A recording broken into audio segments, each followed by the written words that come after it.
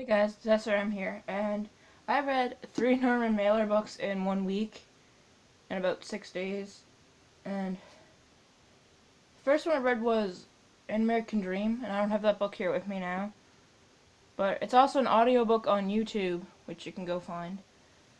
But at first it kind of freaked me out, because the book is about somebody who killed his wife, and Norman Mailer stabbed his wife, and that kind of freaked me out at first, but it was probably my favorite book out of the 3.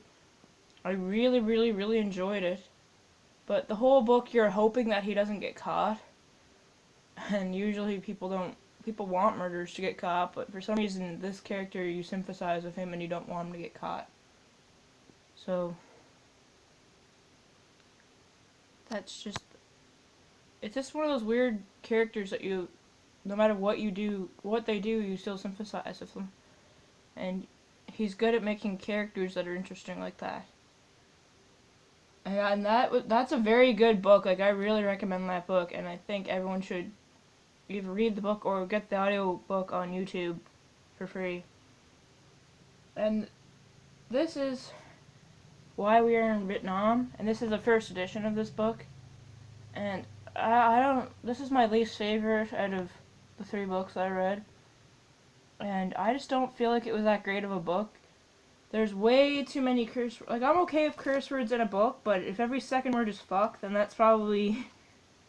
Like, literally every sentence has some kind of swear word in it, and I don't really like constant swearing. A little bit of swearing is fine, way too much swearing is not fine. But he was probably drunk when he was writing this book, like... Or he was on marijuana, I don't know, but this is a very cool book. It just looks cool, but... I don't really recommend reading it, but it got a lot of good reviews on Goodreads and Rotten Tomatoes, and I just don't understand why it's that great of a book. I think it's probably Norman Mailer's worst book that I've read so far. It's kind of boring, and it's not very well written, and he's a very good writer, but this book is just poorly written, and a lot of people like this book, but I don't know, it's just not a book that I like very much.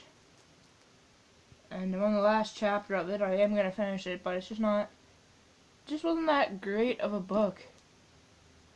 But it's about a character who gets drafted to Vietnam, and he's hanging out in Alaska, and I think he's from Texas, and he's on a hunting trip, and he has a rich dad, but it's just full of bad language. The whole book is just bad language. And I'm one to swear too, but constant swearing is just irritating.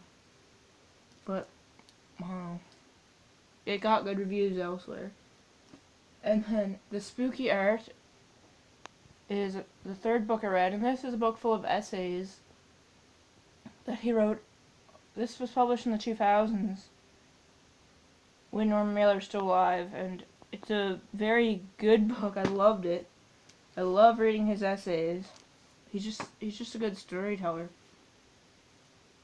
And I've known about Norman Mailer since I was about 14 years old, and I tried to read one of his books back then, and I tried to watch YouTube videos of him debating Buckley and things, which was very interesting, that video was. But I just didn't really click with him too much. Like, I wasn't really that interested in him, and I found him kind of boring, but he's a writer that you have to grow into. And now that I'm a lot older than that, I can kind